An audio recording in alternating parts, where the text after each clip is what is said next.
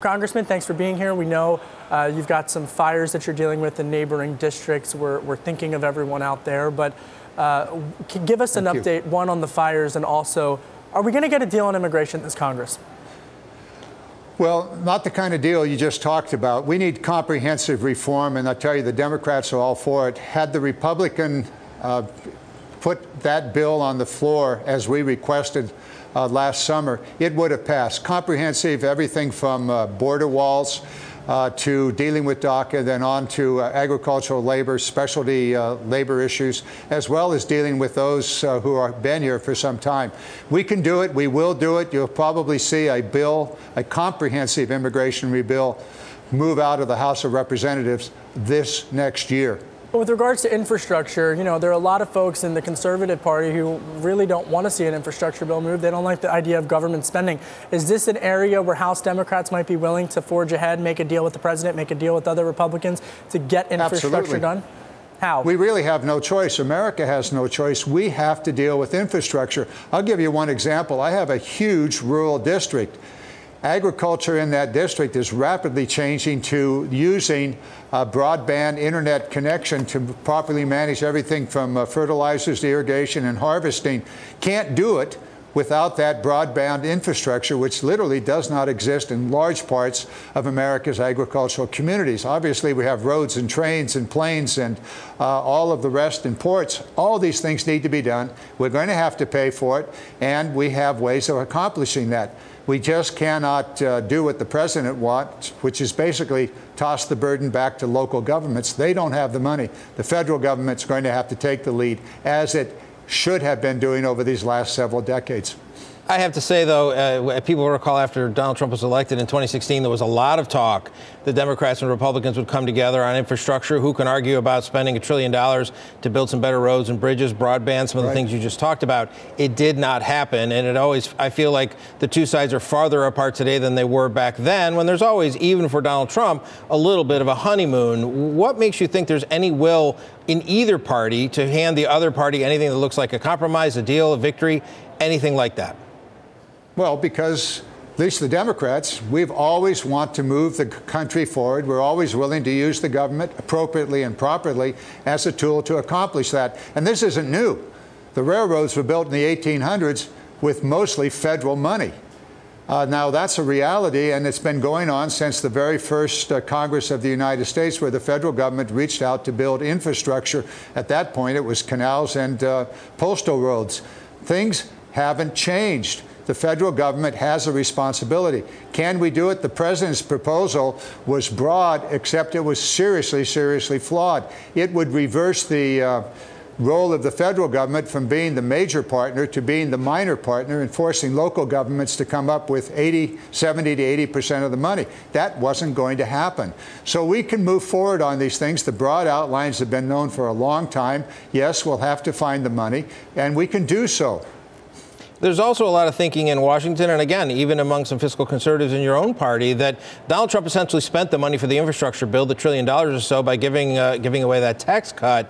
Are Democrats really in a mood to do another $1 trillion of deficit spending? I know a lot of Republicans aren't, but is your party willing to go there and really, you know, jack up the national debt? Well, let's back up a ways. We did have a deficit problem before Donald Trump came into power. The tax cut last December created a $2 trillion additional hole in the federal treasury over the next several years, and actually ramped up this year's deficit to very close to $1 trillion. That was all done with Republican votes. The great Republican deficit hawks migrated south just so they could vote for that bill. Now, yes, we're going to have to deal with it. The Democrats have no desire whatsoever to increase the deficit. Well, you're in a tough spot because you've got to prosecute the anger of the base of your party while also trying to get policy through with the Republican-controlled Senate and the White House. Another issue that, you know, has really emerged here in particular is the issue of subpoena power. And now that the Democrats have control of the committee, you know, is the Transportation Committee, you guys have oversight over the Government Services Agency. For our audience that doesn't know what GSA is, that makes the deals with places like the Trump Hotel when it was back when it was the post office.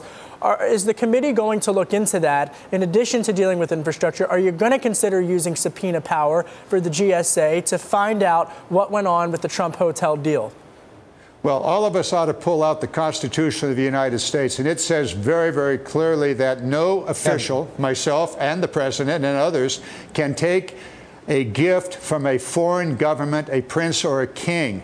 Clearly, the issue has been raised about foreign governments lavishing their money upon the Trump Hotel, the old post office, which is indeed, the structure is owned by the federal government. You're saying that's unconstitutional.